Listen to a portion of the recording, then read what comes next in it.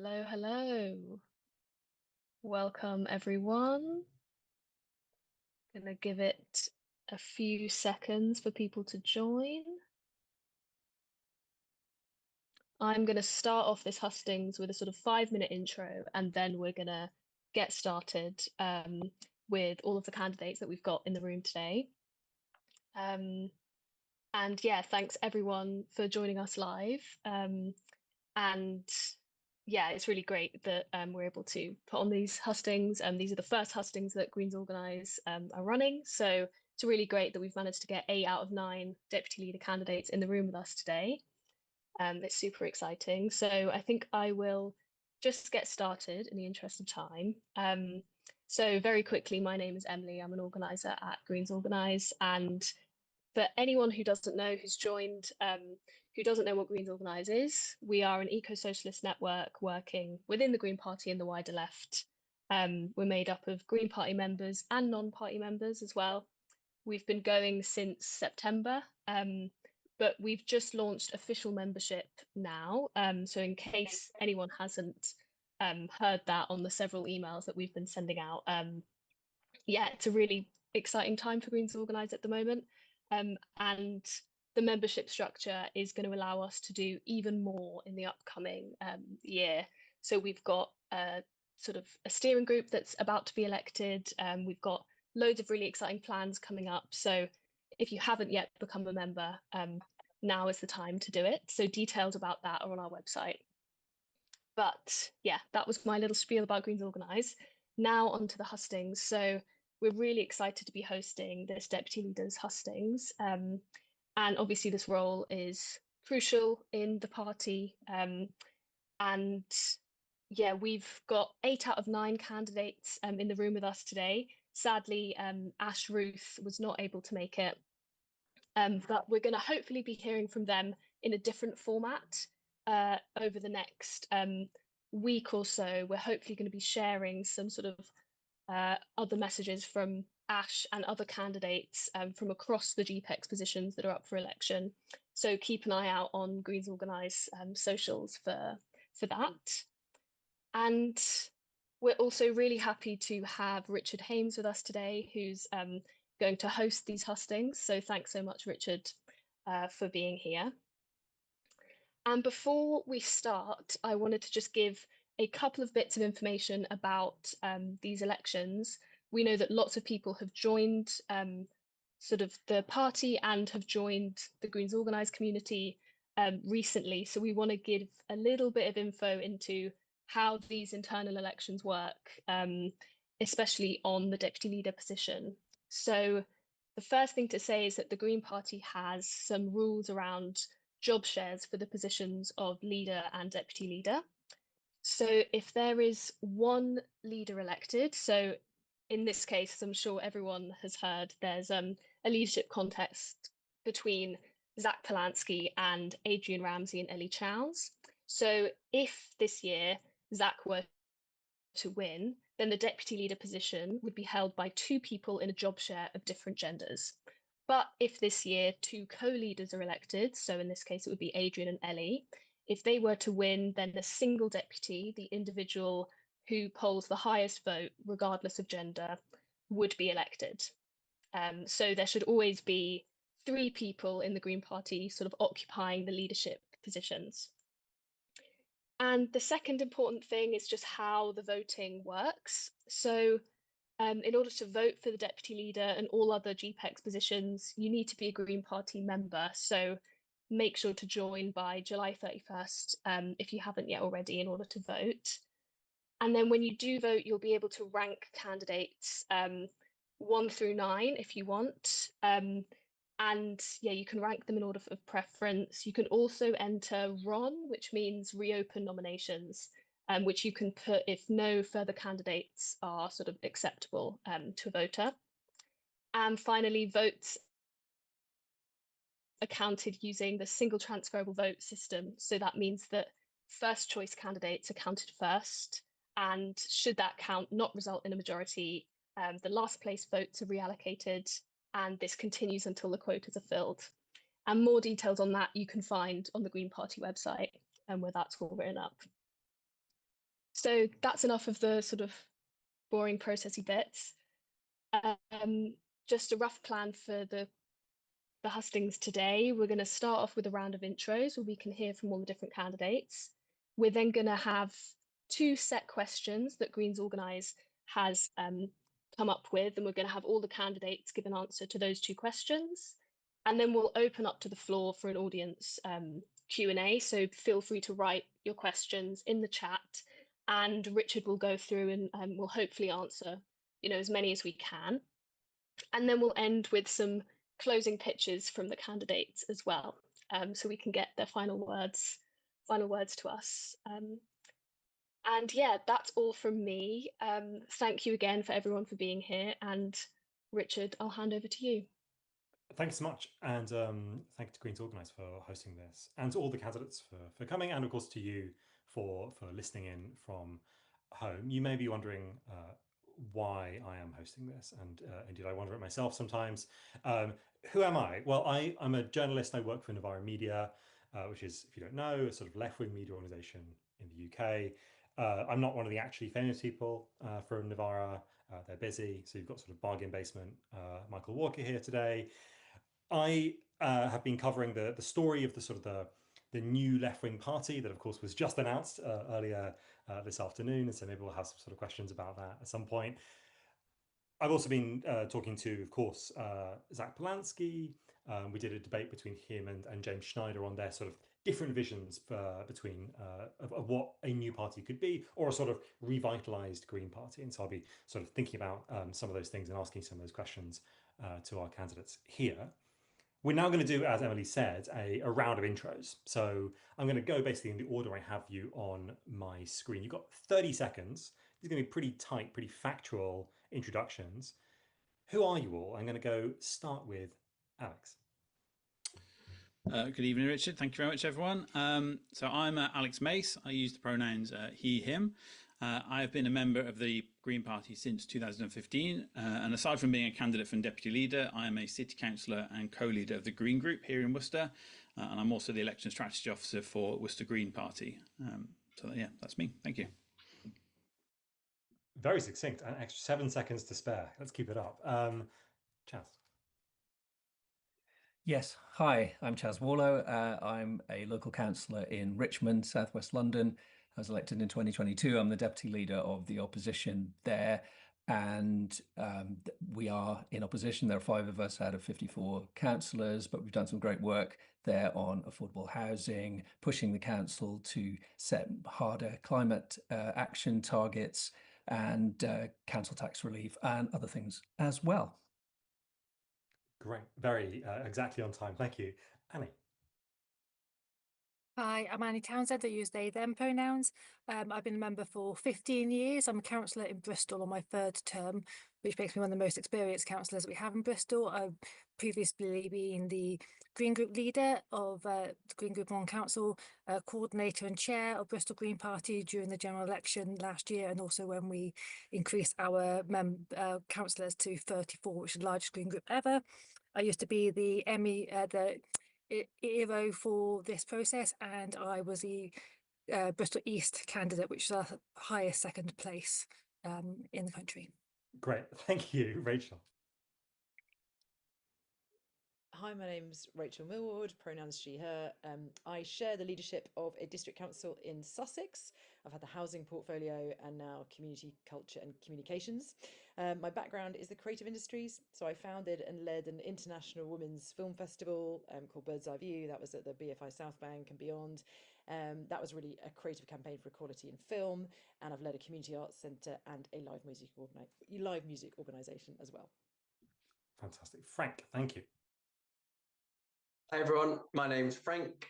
My pronouns are he, him, and I'm a councillor in Derbyshire.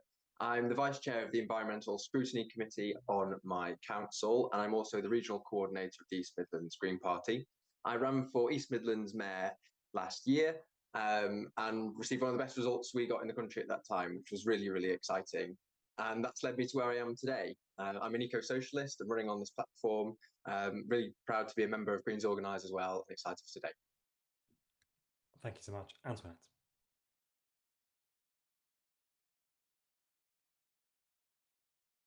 Apologies, I knew that'd happen.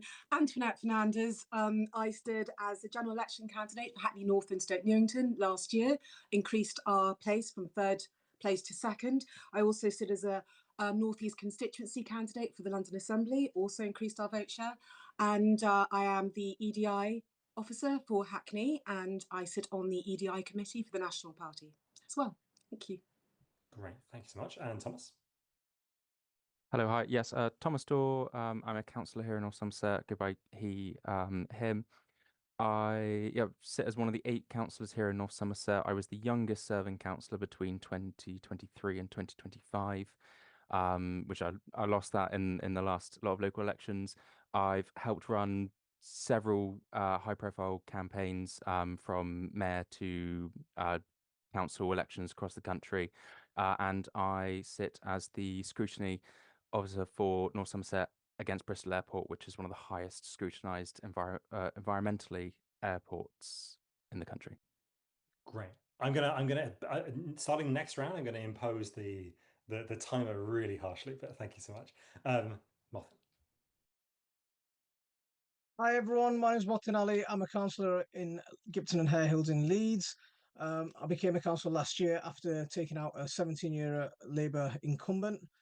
We smashed the Labour stronghold that was ruling this area with a bit of an iron fist.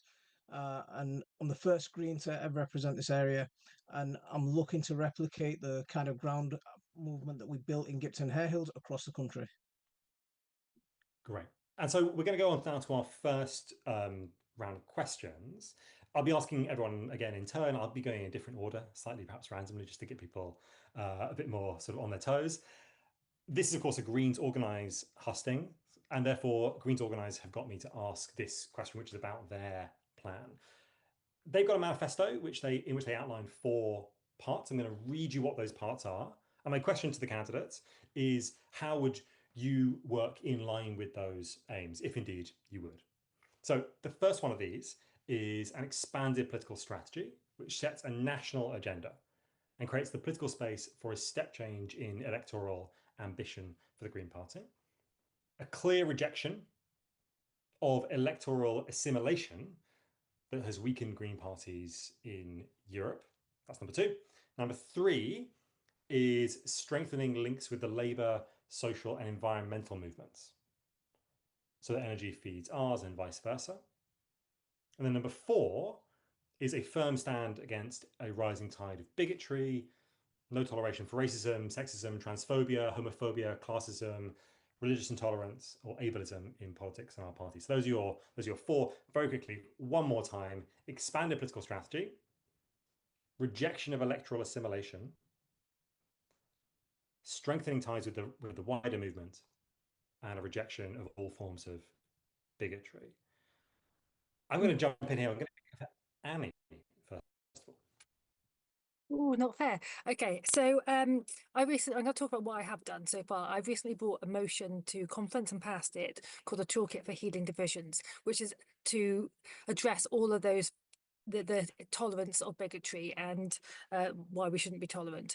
And so the motion was about strengthening local parties to understand the bigotry, to understand and how to identify it, and to have the skills, the information and the understanding to be able to do that, and to be strong local parties, and also to understand how our party works, because if we can't understand our own democracy, how can we set national policies? So the way to do it is to become a stronger party where we are functioning well before, as well as then being able to take our message to the wider world. So by becoming stronger ourselves and understanding each other, that's how we then promote all of the things that we need to promote.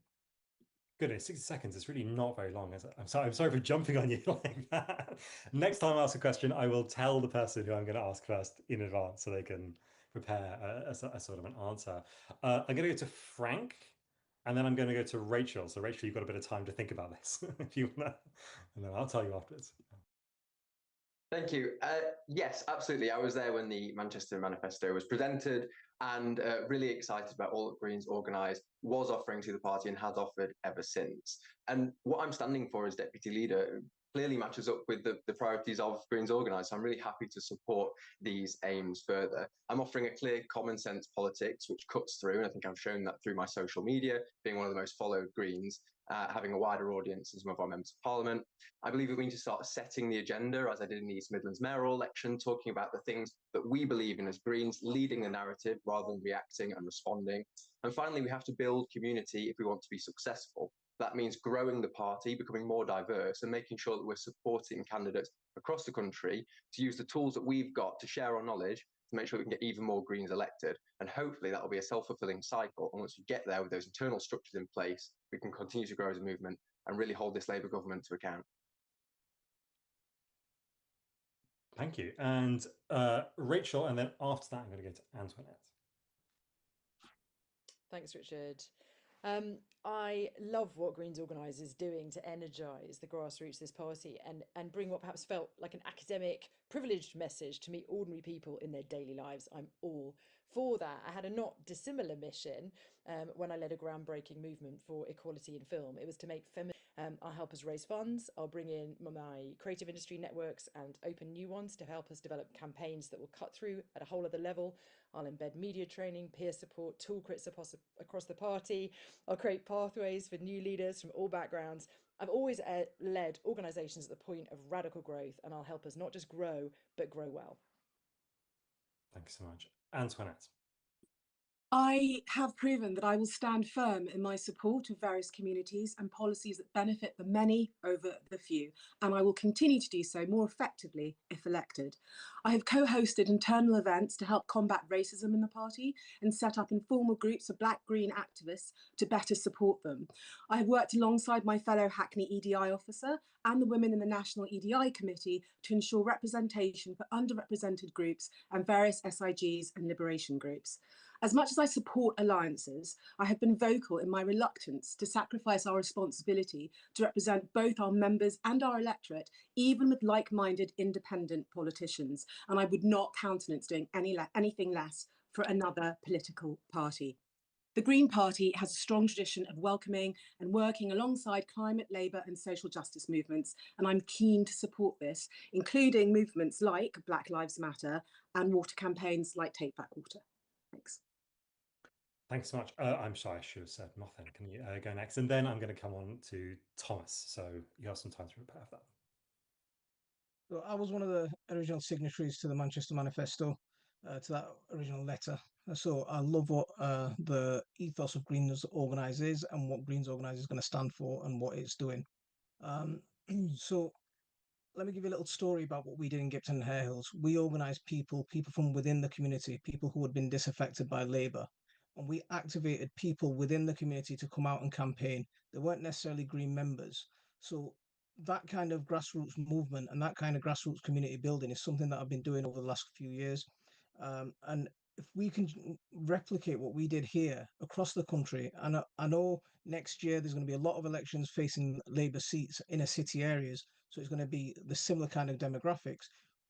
If we can mobilise those kind of people, we're going to have some amazing results next year. So in terms of working with trade unions, I've been working with Unite Union at the moment to unionize the Amazon warehouse in Leeds. So I'm doing that kind of work already. And we need to continue that. We need to build relationships with trade unions. We need to build grassroots organizations, food banks, community hubs, all these kind of things to really bolster our reach. Great, thank you. Okay, and Thomas, now going to come to Chas, and then, of course, Alex. Wonderful, thank you. Yeah, 6 seconds really isn't very long, so I'm going to just kind of jump into this and try and do this each one. So expanding our political strategy, yeah, I've spent a lot of time working on political strategy. I've helped with a number of campaigns, and our biggest way to kind of hold the national agenda is be more bold with our national kind of campaigns. Labour are only going to listen to us if we look like a real threat. But how do we do that? Well, we've got to start having better policy on some more social justice, things that people really, really, really care about, to bring us more into the limelight about how we win more elections. And then I think that kind of comes on to the bigotry and the tolerance. We need to be more proactive against this. We need to be more assertive on our own policies, like the like against anti-trans. And then, yeah, hopefully with having those better social justice, we'll get people into the room to have conversations with us, like unions, like local community groups.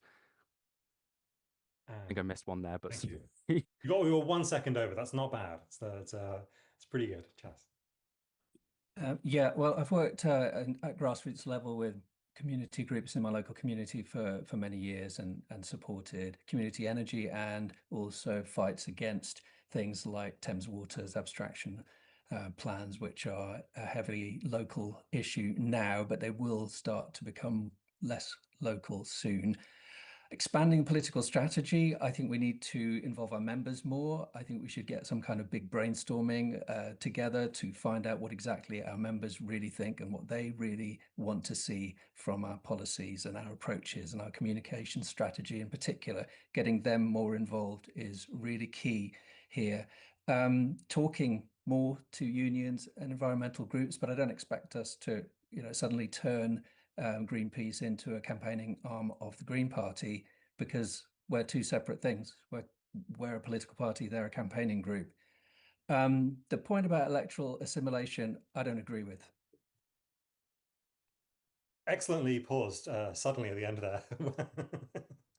I'm sort of dying to know more, but I leave no more time. Alex. Thank you. So I've got a couple of concrete examples. So if elected as deputy leader, the first thing we need to do is define what a step change in electoral ambition for the Green Party actually is, and then make a plan to deliver that step change. So that's what we did in Worcester for our elections this year. Our goals were to deliver the most councillors and the most votes, and we delivered that plan and completed our goals. We have a plan in Worcester to win 50% of the votes in the 2027 elections and an MP at the next general election, and we need to replicate that level of planning at the National Party and across local parties as well. I'm working with like-minded movements. We need to see more cross-pollination between the Green Party and the environmental, social and labour movements that agree with us. And the point of a political party is to get elected and enact policy, but environmental, social and labour movements can make our arguments for us. As deputy leader, I would encourage Green members to get involved in those movements and for us to reach out to members of those movements and ask them to stand for us. Unions, for example, cannot be happy with the Labour government right now. Okay, great. It's all very fast, isn't it? It's very fast. Yeah. Thank you for, speeding through that one for me. I think maybe I'll give you, I don't know, 1 minute and 10 for the next one to just slightly lower the pace. We've got another question here, also set by Greens Organise, and then I'm going to ask questions that come from the chat and also questions that I have sort of myself. If you've got questions, you're watching, and you've got questions for our candidates, you want to ask something you think applies to all the candidates, then please do put that in the chat, and I'll make a note of them, and then we'll come to them, or we'll try and have a sort of broader discussion as possible later. So I'm going to ask this second question, and I'm going to come first, I think, to Antoinette. Okay, so you've got time to prepare to unmute, but I'll ask the question first of all. So part of the role of deputy leader is to represent the party at a public level, right? And you also sit on the national executive. These are key for recruitment and mobilization. So like concretely, specifically, how do you plan to, at these different levels, the level of the executive, the level of public facing aspect of the role, how do you plan to build, and this is the term, diverse working class movements to fight for a better politics, not just in Westminster elections, but in local communities too. So I'm going to come to Antoinette, and then I'm going to go to Rachel.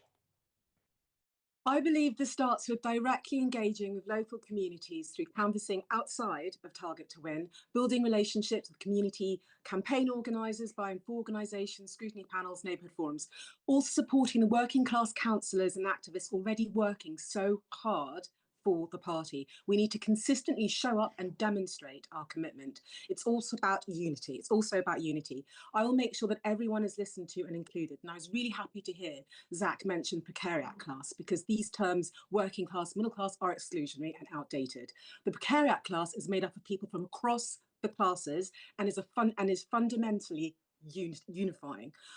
We need to empower everyone, irrespective of their race, class or creed, because we won't be able to truly move forward and improve politics unless we aim to do it for everyone, with everyone. I have been and will continue to listen to people, understand their issues and perspectives, and act as best as I can by any means available to me, including media, social media, and as I said before, various community channels, and supporting our working class Green Party members and staff. Thanks. Great. 3 seconds to spare. Fantastic. Rachel, and then I'm going to come to Chas in a second. Thanks.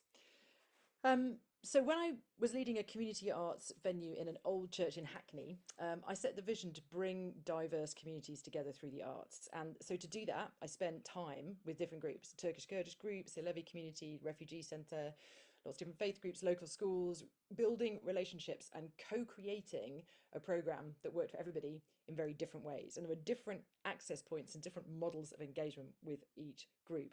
Diversity isn't an add-on for me. It is the most beautiful thing and the most effective way of doing anything, and it's worthy of investment and strategic priority.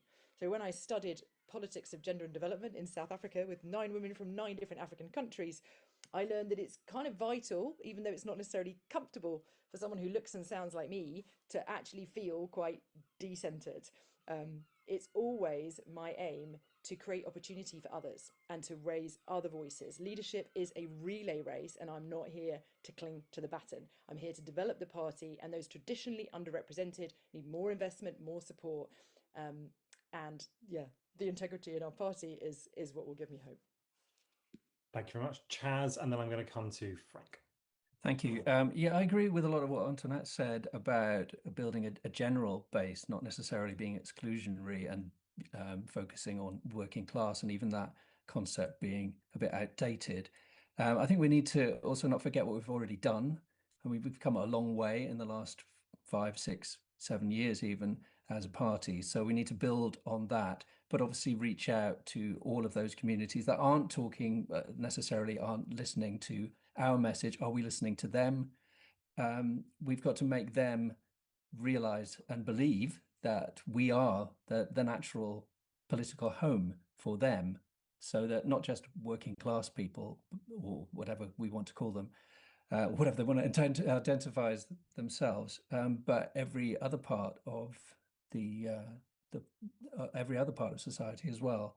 So I think that's my general approach to it. You know, I don't really see it as a case of we're building a working class movement. I see it as a case of we're building a general movement, or really we're building on what we already have.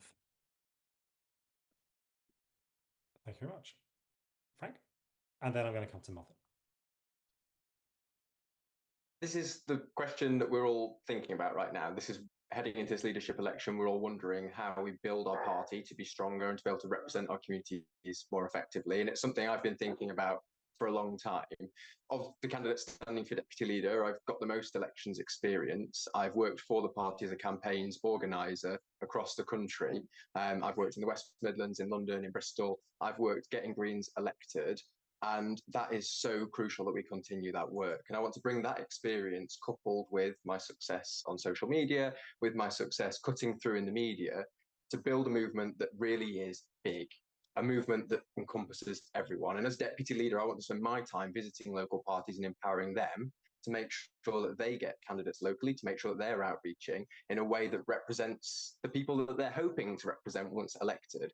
And so I want to continue that work. I think it's really important that when we think about this, we talk about leadership and we talk about how we're going to build an organisation that is able to cater for all of our communities, to represent working class voices, to represent those that traditionally have been marginalised and left behind, and that we really are a bold movement that cuts through, because that's our responsibility and duty. I'm going to Mothin, and then I'm going to go to Annie. So I'm just going to finish off my answer to the last question first. So it's 2025 and the Green Party still doesn't have a racism policy. Okay, so that's why for everyone who's listening, A42 and A45 are policies that we should really get behind to try and bring in and enable a racism policy within the Green Party. Okay, so that's one of the things that I'd do first and foremost, and that's something that I'm backing to tackle racism, not just within society, but within our party itself. And in terms of building grassroots movements and expanding the reach of the Green Party, this is something that I've been doing, not just within my ward. I've been travelling around. I travelled down to London and supported Liam Davis. I supported Sohail Asghar with his campaign and his breakthrough in his ward. We've been speaking at. I've been speaking at Green Party Young Greens conferences, Huddersfield conference, Bradford conference. I've been traveling around helping organize people and helping support people and expand their reach.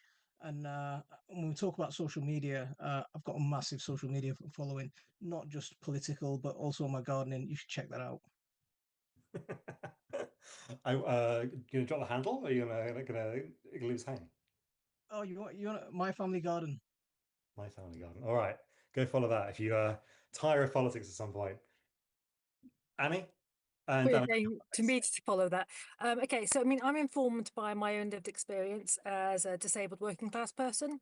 I'm a single parent who rents. I'm a councillor that represents a diverse ward where we had the riots last year in August, from the far right, and I personally put myself in the way of the far right against in front of an asylum hotel with Thomas, actually, who was there with me. I have day-to-day lived understanding of these issues. It's not just an academic understanding, it's my life. And I'm also, my professional work is arts and theatre, and I'm the culture lead in Bristol. And theatre, arts, culture is how we tell the stories of why the climate emergency and why the social emergency is so important and why we need to tackle it and what we need to do in order to tackle it as well. I mean, that's why arts funding is always one of the first things to be cut by far-right governments, right? Because it's how we tell the stories of change and why we need to. And that's what I'm good at. It's what the deputy role is, and that's why I'm perfect to be the deputy. Thanks so much, Alex, and then, of course, Thomas. Okay, so I think local communities have to be absolutely core to building better politics in this country. I actually think that's a superpower of our party over others. For most voters, it's not about policy, it's about who's embedded in their community, listening to their issues and working hard for both the voter and the community. That's the core of Target to Win. That's why the lack of whip is really important in our party as well, because our elected representatives can stand up for their communities before their party. In terms of how we build a diverse movement that represents everyone, we need to give local members and activists the tools to reach out to underrepresented groups and ask them to stand. So they are us and we are them.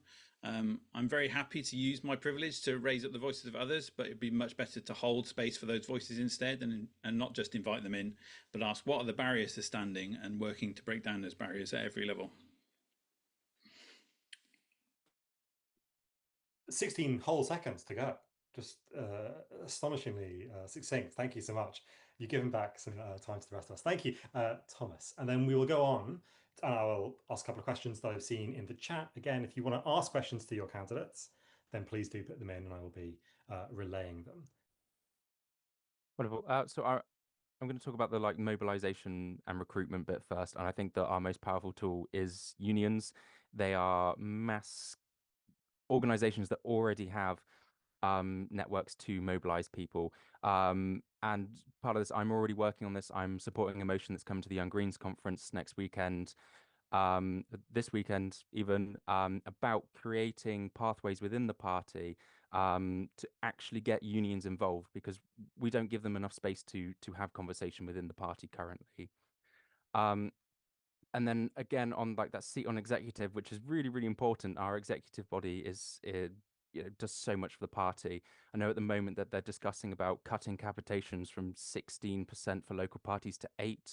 I will be there at the forefront kind of going, no, this isn't right. We need to be supporting local parties and really push them, because every general election seat that we've won so far has been off the back of councillors, has been off the back of having a massive, really supportive local party there at the moment. So I would be traveling up and down the country, stuff that I've already been doing at the moment and have been doing for ages, supporting local parties and just meeting anyone and everyone possible. Thank you so much for all of those answers. Some really great ideas there. I want to come now onto a question that's been sort of repeated a few times in the chat, and which is also quite a pressing concern for me. I think it's probably a pressing concern for many of us here, which is the question of reform and rioting at migrant hotels, right, which we've seen in the last couple of days. We saw it last summer as well. How would you tackle the rise of the far right? What would you do about that problem? How would you engage with that? Perhaps, do you think the Green Party has things to say to people who might otherwise vote reform? And yeah, people can come in on this as they choose. So I think is that a hand for answer the question? Great, let's go, Annie. Thanks. Yeah, so I mean, I had a lot of conversations actually at beginning of the year, and I'm often got an awful lot of grief about this online, and so condolences and empathy for that. I think all of those issues that are being exploited by reform are real issues, and in terms of the causes of them, but in terms of the impact of issues, but they're not caused by the causes that reform claim them to be. Now, it's social injustice, it's social inequality, it's poverty, it's fear. Now, the Green Party has got policies that answer all of those issues, that have the real solutions, that are bedded in social empathy and social values and equality and equity. Now, we have those values and we have those policies. What we need to be doing is, we don't signal boost what reform was saying, but we answer those concerns by talking to our policies, our values that have the solutions, and the solutions that work for everybody in an equitable, empathetic way. Thank you so much. Just to say, the timer has disappeared. So there is no more absolute time anymore. There is just a succinct and clear statement of intent. And if we could keep it to that, otherwise I will wave at you, and that'll be the signal to be quiet. Thomas. Yes, like Annie mentioned earlier, I was there at the Bristol riots and saw very much firsthand of kind of what this it's uneducation, I think, is probably one of the biggest things, is that the right-wing media, or just media in general, is spinning things that create stories. And I think for a long time the Green Party's been kind of, we don't want we're better than that, let's not get involved with it. And I think that's the wrong way of going about it. I don't think we're going to change the system by not being in it. I think we need to do better at our media. We need to start putting ourselves out there to answer these questions so directly contradict what they're saying. Like, we have the policies, they are very well thought out, but unfortunately there are so many people that are facing such a hard time, and the easiest answer at the moment for a lot of them is to go, well, it's their fault.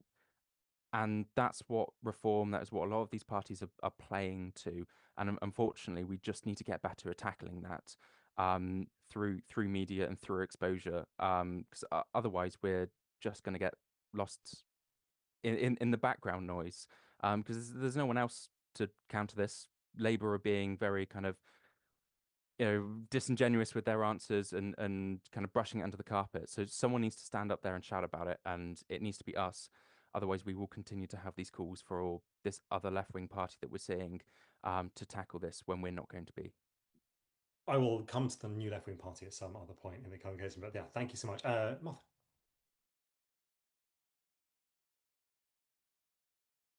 You're muted.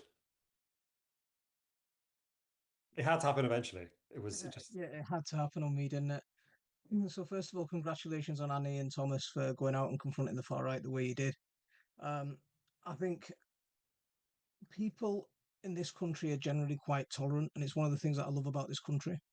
But people they're not disenfranchised. They're just fed up with the two-party system. They're fed up with politics as normal. Labour promising left-wing policies and then shifting right the minute they get into power. And then what happens is people become disillusioned with the system. They're not apathetic, they're disillusioned, they're fed up. So I'll give you an example. I knocked on a door once, right? While I was campaigning, and the first thing, the guy came out of his house and he screamed, "I'm not voting for a packy." So I said, "Okay, why? What's the matter?" He said, "There's loads of fly tipping at the end of my street." So I said, "All right, I'll get that cleared for you." So it took me a couple of days. I got the fly tipping cleared. A week later, I went and knocked on his door again, and I said, "The fly tipping's cleared. Have you got any other issues?" He's still quite angry with me, but he had a bit more of a conversation. I went away. A few weeks later, a month later, I came back, knocked on his door again. Now it's a bit more of a civil conversation. After the election, that guy voted for me. And I was walking past his street house one day. He came out of his front door and goes, "I voted for you." So people are not voting reform because they're racist. People are voting reform because they're fed up and they've got no other options. And reform are selling them snake oil. Reform are coming out and saying, "Here, blame the Browns, blame the Muslims, blame the immigrants, and there's your solution to all the problems." We've got to give them something alternative, and we've got to give them real hope. Thank you very much. Rachel. Thank you. Yeah, I think we need to be much, much clearer that, Reform are lying. They are saying they're on the side of ordinary people. They're not. They vote against, limiting rent rises. They vote against proper sick pay. They vote against 0 hours contracts. I recently stood on the doorsteps canvassing and hearing too many people say they were considering voting reform for the first time. And when you gave them those facts of like, actually, you might want to check the voting record. This is reformers say this. They say they're on your side. They are lying. They're not.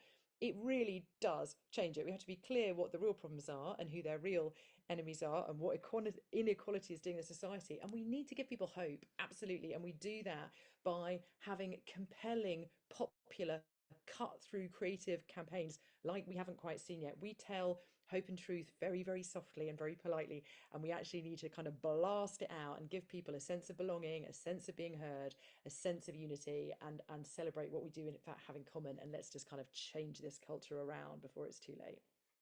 Thank you very much. Frank. I want to talk a little bit about what I think we need to do and what we need to do differently. And so I come from a community which currently we have a county council that's represented by Reform. The region that I'm in was a Reform stronghold, so they had their first MP in Lee Anderson. They now have 2 MPs there with Richard Tice as well.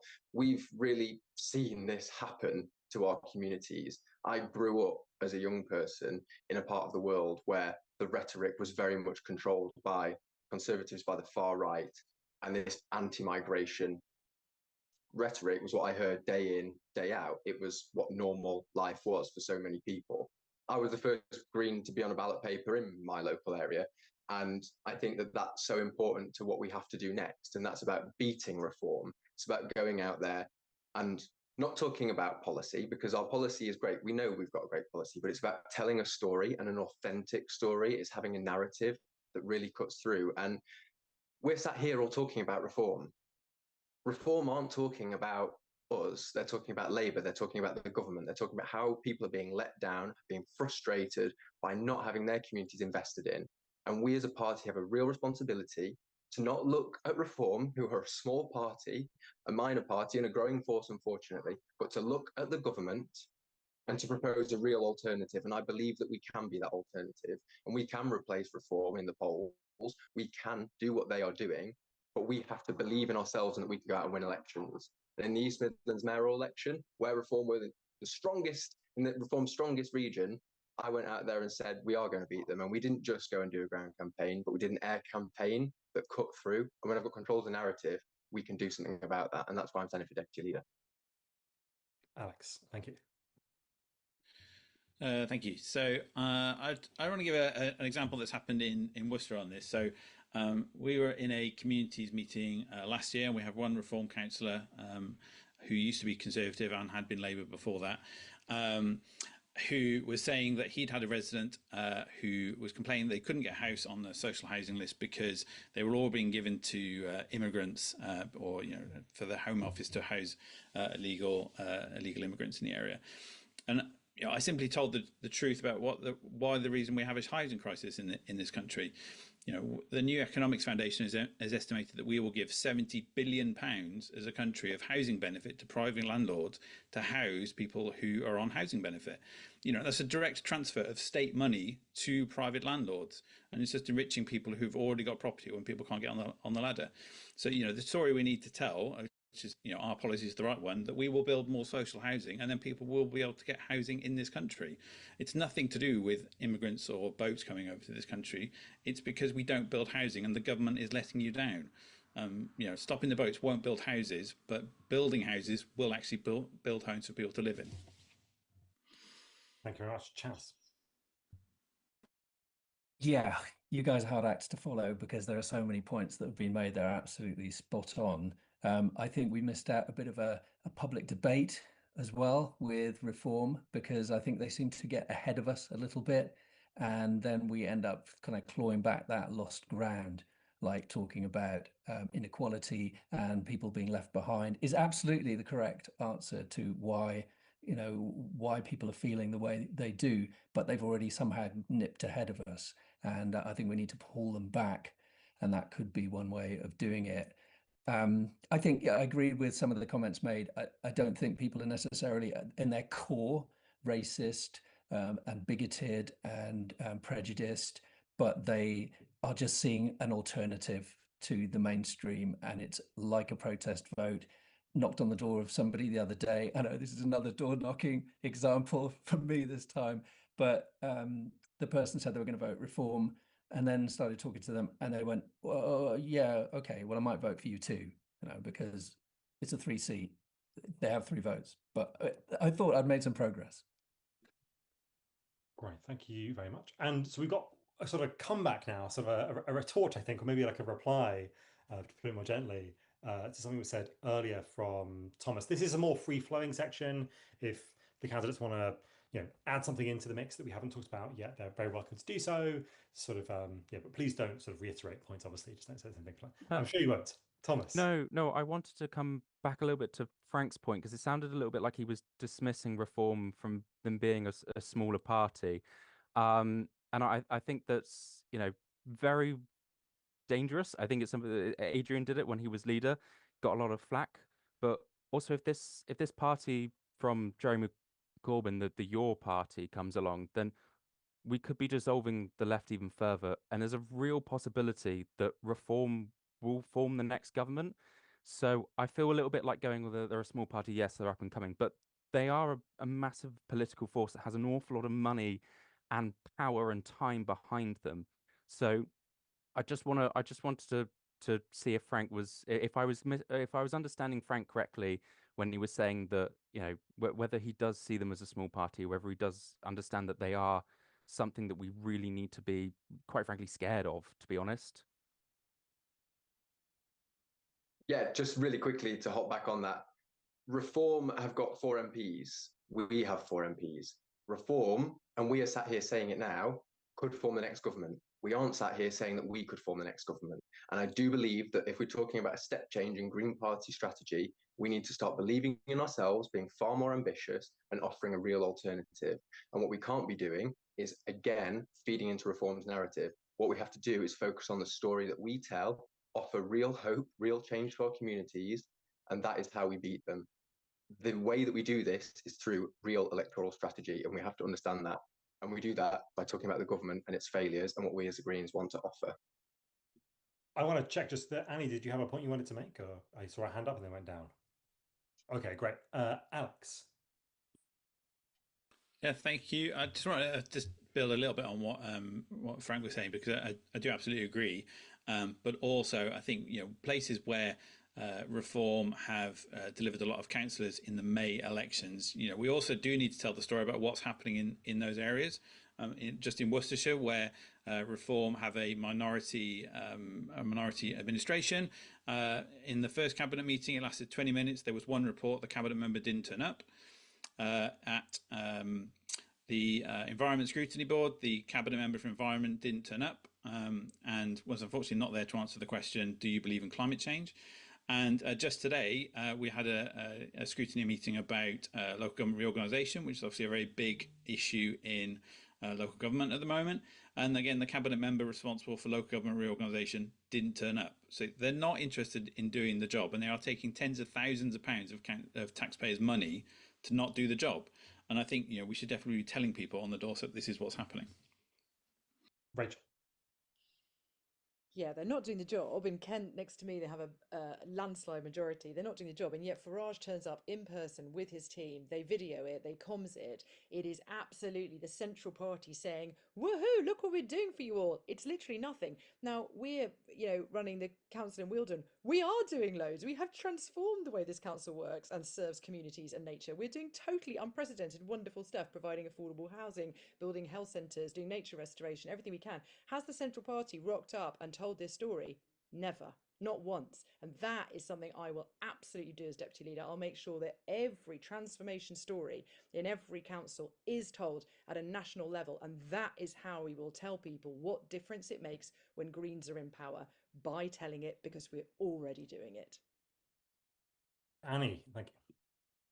Yeah, to agree with what Rachel just said, and also I think Alex and a couple of other people said, I was recently in Stafford and Stone helping with their by-election, where it was a Reform councillor who had to stand down after about 3 weeks due to the usual Reform stuff. And yeah, and when I spoke to people on the doorstep, it was a traditionally Conservative ward. It had been for a very long time, and people were going, well, I voted Reform last time because I wanted just something different. It was a protest vote. Maybe I'll vote for Green next time round.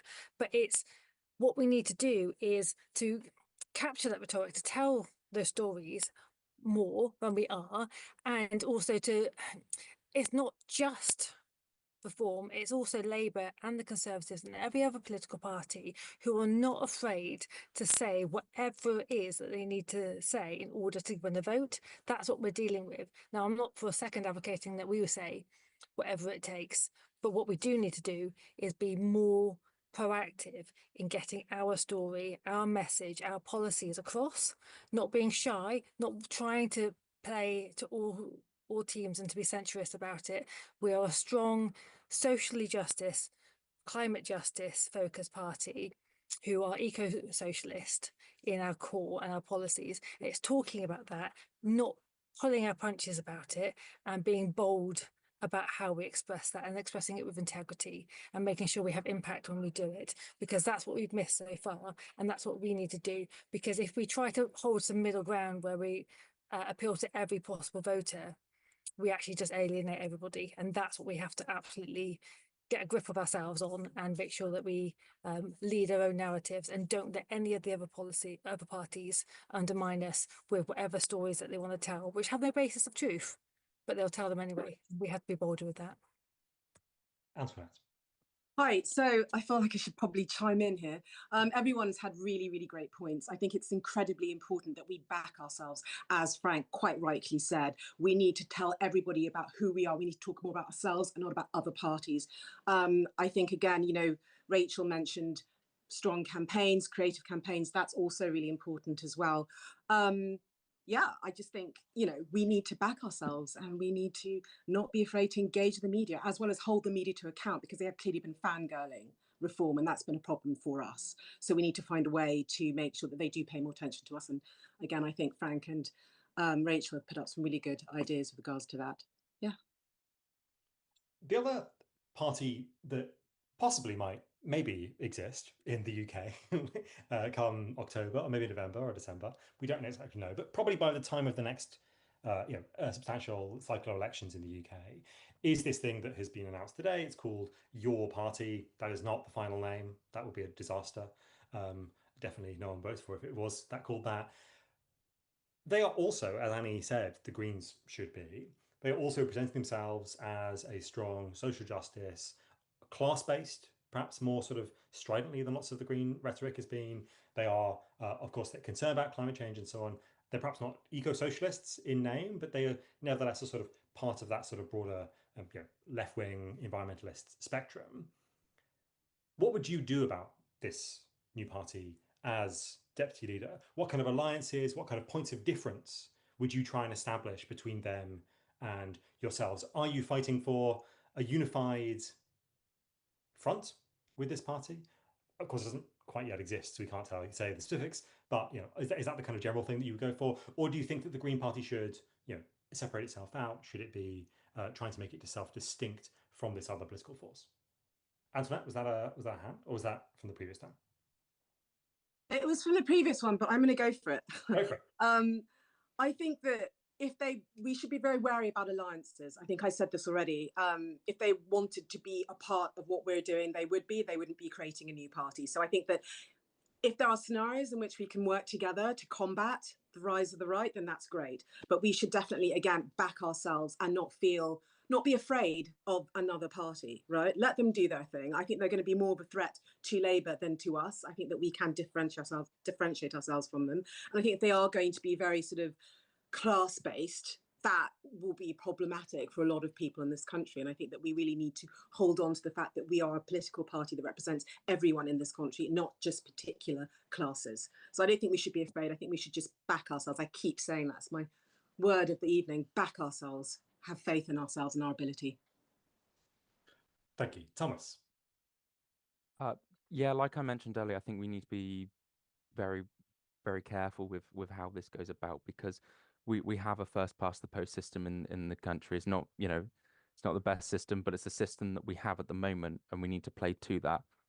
If we are not careful, this will further dissolve and separate the left, and we could see ourselves at a point where Reform get a next government with 30-28%, something like that, because that's the situation I feel like we're in. We haven't filled the space that has been called for the last however many years, where since Corbyn, I've got a lot of respect for him, since Corbyn no longer became the Labour leader, people have been calling for a party on the left to do better on the social justice issues. And the Green Party has not been strong enough on those issues. We have not made our point clear. We have internally, gone back and forth on particular matters, particularly trans issues, and it looks very bad to the outside electorate, really, to be honest. And I think that if we need to beat this, we need to get in there first. We need to actually be very clear about what it is as a party that we are, how we stand, and do better on those social justice issues. Or, unfortunately, I think that this new Corbyn party will swallow a very large portion of our voter base, because we do tick particularly well. Our core voter base is young, climate conscious, economically squeezed. That is where we stand with our voters, and I think that is what Corbyn's party is going to swallow up the most of. Mothin.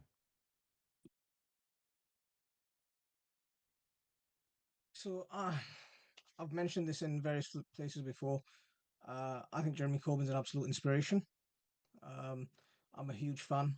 Ever since I heard him speak at the big rally against the Iraq War, I took a lot of inspiration from him, and I learned a lot from him. It's a shame to see him set up a party now, especially when we're attracting so much interest. I would love for them to join us, but now that they're going their own way, we're going to have to be a bit more practical. The threat of the far right is too serious. There's going to be people, black and brown people, people with disabilities, people from the LGBTQ community. These are going to be the targets first and foremost of the far right. I think the risk is too big. We have to form alliances. We have to work where possible together to make sure that we challenge the far right appropriately. Thank you very much. Rachel.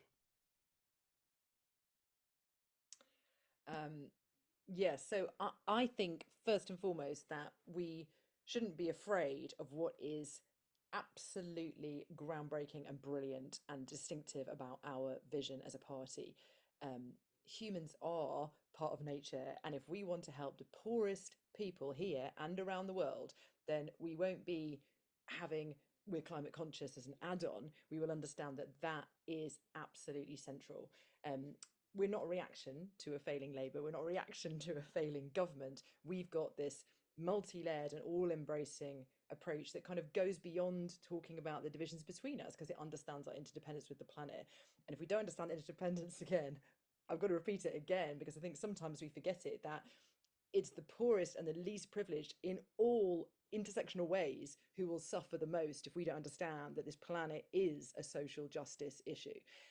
So that's a thing about the vision. The other thing is that I absolutely do believe in being pragmatic and having alliances where you have a common goal, they're time bound, they're strategic, they're carefully thought about. You don't get married in an alliance, you have a short-term boundaried relationship, and that can, if it's a choice between the far right and a progressive alliance, it's an absolute no-brainer for me. Also, I believe in proportional representation, and ultimately that will lead to consensus, politics and much more alliances and coalitions in government. So it's here to stay. But yeah, first of all, absolute commitment to our own vision, and then let's work beyond that with those who share parts of that in interesting ways. Thank you very much. Frank? When this is often discussed, I think the thing that comes out strongest enough, particularly in relation to the Green Party, is that we now have to curb our enthusiasm. And already in this debate today, first two questions that we've had are about the rise of reform and about a new left-wing party. And I feel we're not talking about ourselves enough. And what we have to do is build and grow and win. And we need to be able to do that and to believe in ourselves. And it comes back to this thing that I keep saying, which is that we need to be ambitious and that we need to stand by our eco-socialist principles. And we need to know and recognise that we are the biggest left-wing party in Britain. We are, pound for pound, the same size as Reform in Parliament. We've got more councillors elected than they have. We are the main opposition here, the main alternative to the Labour Party. We need to remember that as a left-wing force and not, again, feel like we have to have someone else give us a favour. And I'm all for having more friends and enemies and working with people and trying to do everything we can. We as the Greens have consistently asked the other parties to do this. We asked the Labour Party when Jeremy Corbyn was leader to work with us. We did an agreement with the Liberal Democrats in which we came out with no more members of Parliament than we already had. I am wary of doing a pact. The thing I can believe in and the thing I can take comfort in is that we as the Green Party have been winning elections. We are getting stronger and stronger, and that under new leadership that can cut through, that talks in a common sense way, that's committed to building a really diverse movement and wants to win elections by going out there and representing people, we can continue to grow and we can hold the Labour government to account. And hopefully, when the Labour leadership have their internal debates, when Labour are talking in their internal discussions, they're talking about us. And that's what we need to get to, a point where the Green Party is seen as a serious threat, not where we're always having to make compromises for other people. Eminently reasonable. Alex? Thank you. So I think I absolutely agree with Mothin's point earlier about it being about disaffection, that people are looking for alternatives. But I'm almost thinking at the moment that the Zara Sultana Corbyn party is not worth thinking or even talking about in anything. Talking about them gives them oxygen. It's incredibly easy to get people to sign up for a mailing list. It's very, very different to getting those people out door knocking and delivering campaigns and making plans and actually delivering electoral wins. Because I think Thomas is absolutely right. First past the post sets a very, very high bar, and to look electable, to make people believe that voting for you will actually result in a win, is gold dust. And we are already delivering that across the country with our councillors, and the second place that Annie got in Bristol. These are things that make it look like we are a genuine alternative. There is, I think, the launch of this party is the canary in the coal mine for whether it's going to succeed. You compare it to Zach's leadership announcement, which I think took a number of people by surprise, but he came out with an extremely polished offer and saying, this is what I'm standing for and this is what I want to do. Whereas the Zara Sultana and Corbyn party was announced, and one of them didn't even know that it was going to happen. So it doesn't strike me as a party that is very well planned. It much more reminds me of Change UK, which I think also was announced without a name and didn't go anywhere. So it's they don't have the machinery, and I don't think it's worth worrying about until they've demonstrated any kind of ability to run an election. So I would absolutely depend on our hard-working activists locally to continue to deliver our election wins, and not worry about this party until we see more. Oh. I mean, I agree with what Alex just said largely there. I mean, also, like, our values are our values. Like, they've not shifted with the Overton window shifting to the right. They've stayed as they are. They're consistent, and that's our strength. And we've got the climate emergency and the social emergency at our heart. I think it's very telling that the statement that was released today, it doesn't mention the climate emergency. It doesn't mention the racial emergency. It doesn't mention trans rights. It doesn't mention institutional racism, institutional injustice. You know, we need to stop undervaluing what we have as an offer, as a party, and undervaluing ourselves as, you know, most of us are councillors here. I think all of us are councillors, you know, and we need to stop framing ourselves in relation to other parties. This particular party doesn't even have a name yet that they can even agree on. So we need to keep valuing what we do, promoting what we do.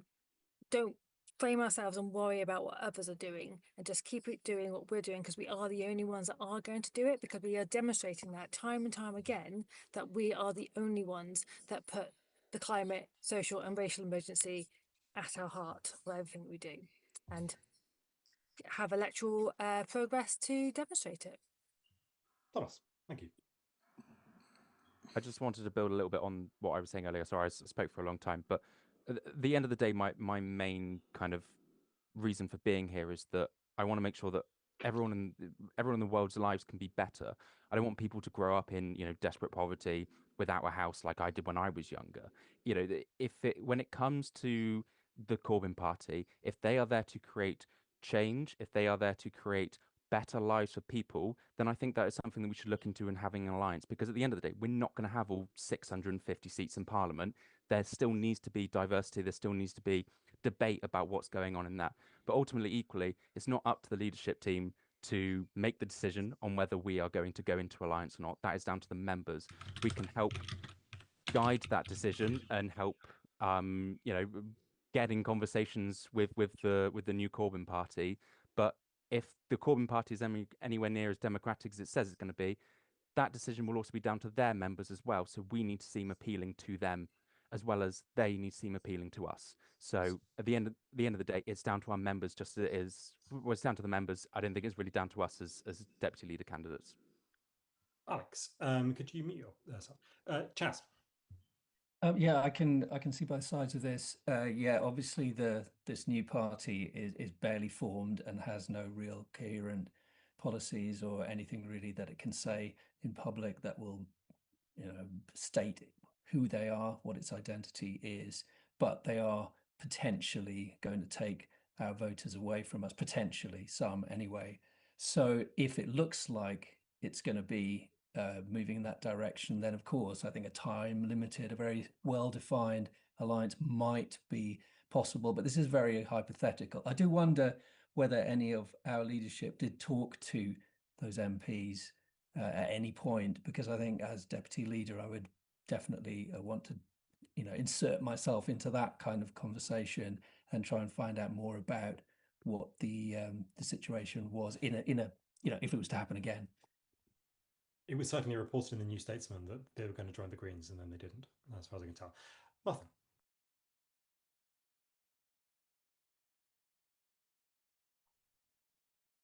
When we look at our leadership race, right, as much as I like Zach, you know, we should have had a massive influx of members. We've had maybe at the last count about 5,000 new members, and about 1,000 of those joined after I announced my deputy leadership bid.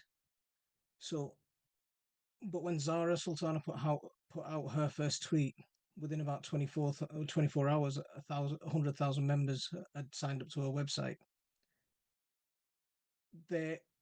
We'd be foolish if we didn't acknowledge that sort of reach, right? I've come from a business background, so when you look at competitors, you have to do a competitor analysis. You have to look at what the strengths are, what the weaknesses are, what the opportunities are, and what the threats are. They do have a lot of strengths. There is an opportunity. The biggest threat for me is the rise of the far right. It might not be as pressing a concern for everyone, because I know over the last year I've seen what the far right can do, and I know the far right are coming for me, right? So it's a real threat for me. So so we look at the opportunities, and there's an opportunity to work together to defeat our threat. We've got a weakness in terms of reach. We're still, as a party, Zach's got a great media cut through. Alhamdulillah, with my deputy leadership announcement, we've got a lot of media interest. But we're still not getting the media cut through as the likes of Farage, and even with Jeremy Corbyn and Zara Sultana. We've got to turn those weaknesses and we've got to turn those opportunities, those risks into opportunities.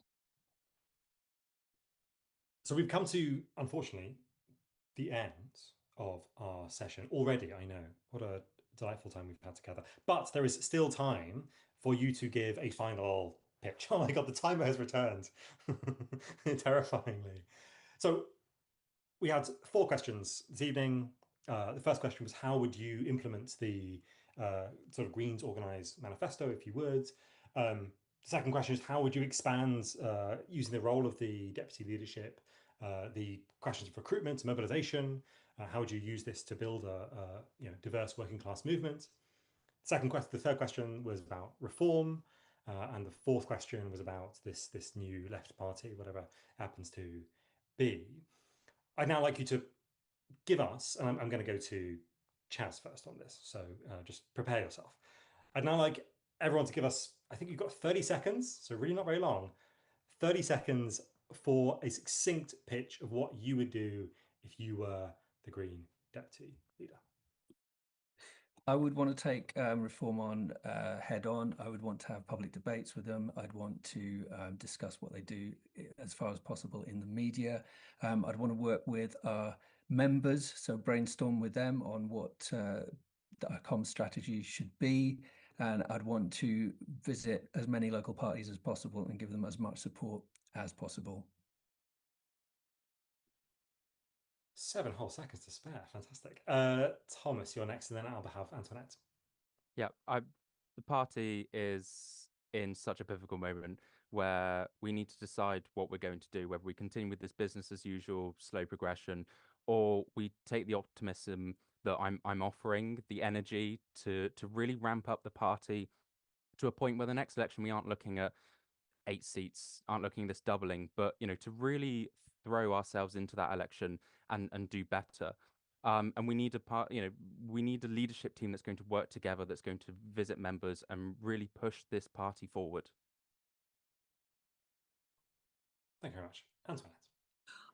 I would want to absolutely engage with the media. I think we need to definitely court the media, get people start talking about us, about our party. Also travelling around the country, getting more media attention on our local parties, on the brilliant things that our councillors and activists are doing, and make sure that our party is a unified space that represents everyone, where people can feel free to discuss issues and differences in opinions in safety, and have this sort of unified front, so that we can earn the respect of the public and engage them at a level they're going to trust us and want to vote for us and build our credibility and our diversity. Thanks. Thanks so much. Did I say someone after that? No, I didn't. Oh my goodness, I'm sorry. Okay, it's going to be Frank, and then I'm going to sort of give you 4 or 5 seconds here to just like boot something up in your brain, and then the person after that. It's too late. It's past my bedtime, and then it's going to be Rachel after that. Green Party members tell me that they want a deputy leader that's going to help us win elections, going to travel the country. And if you want that, then I think you need to vote for a candidate who's been a campaign manager, who's been an elections expert. They tell us they want comms that cut through, then I think you need to vote for someone with the biggest social media presence. And they tell me that they want compassionate, inclusive politics, and that's exactly what I stand for. And having received the most nominations for deputy leader, I'm in a position to win this election. So I'd urge all of you to vote for all the things that you want in this election. Thank you very much. Amy, Rachel, then it's me, Mothin. So I want to bring it back to my experience of organisational development. I know the nuts and bolts of leading through growth and change. I know how to get the best minds in the room to spark the best creative campaigns and how to deliver them. I know how to manage a step change and embed fresh vision at every level of an organisation. I want to support the experience of diverse communities from the point of entering the party to the point of contributing in a significant way. And I know leadership sucks, it's lonely, it's hard, but I'm here to serve communities, to serve nature, and I'm in. Great. Mothin, and then it's going to be Alex. So I'm going to give you a little analogy from permaculture. So I'd appreciate a little bit of leeway. So one of the things that we teach in permaculture is the most exciting things happen at the edge. So when you have two ecosystems that rub against each other, the most diversity happens at the edge. And that's where we are right now. You know, within our electoral system, within our political climate, that's where we're at. Now it's time to make sure that we're really creating a vibrant ecosystem on that edge and putting someone forward who can really flourish the party. A vibrant ecosystem on the edge of the time limit. Fantastic. It's going to be Alex, and then it's going to be Annie. Okay, so thank you to Richard and the Greens Organise for sorting this out. We should be very proud of the different experiences that are standing for Deputy Leader. My message to everyone watching is voters can see the evidence of the climate emergency with their own eyes. In Worcester last winter, we were flooded 5 times. They don't see activists from other parties, and I will make sure we cut through by building on what we know works. Directly talking to voters on the doorstep and with newsletters, free from the influence of big media and social media algorithms. We have the policies to tackle the climate emergency, social justice and inequality. Give people radical hope that things can be better. Rank Alex first from the 1st of August. Thank you. Annie, thank you. Thanks. I'm experienced, I've campaign managed, I've chaired the largest local party to the largest success ever of councillor group and an MP. I've demonstrated left-wing eco-socialist values and intersectional values and my working class roots time and time again, not just for this campaign, but for the last however long, decades of years. I've been involved in every election locally and in the wider region for over 15 years, making me hugely experienced. We need to support local parties, raise our air game, as well as our on-the-ground operation. It's a team effort. It's not about 1 or 3 people. My style of leadership is somebody who holds the ladder, giving a step up, inclusive, intersectional, with impact and integrity. That's why I offer as Deputy Leader. Thank you so much, Annie, and thank you, everyone. I did get through everyone, didn't I? No one is left desperately without a final statement. Yes, thank you so much for coming. I have absolutely made my mind up, and I'm not going to tell you who it is. And it doesn't matter anyway, because I'm not a member of the Green Party. I had to maintain journalistic integrity. I don't know why they invited me. You need to join by the 31st of July. If you are not a member of the Green Party, that's a great shout out. If you're not a member of the Green Party, you feel deeply passionate about voting for one of these candidates for Deputy Leader, then now is the time to join. I could join. Maybe I will join. Who knows? Thank you so much for watching. Thanks to all our candidates for coming. Thanks to Greens Organise for putting this together. And yeah, I hope to see you all pretty soon. Thank you very much. Thank you. Thank you.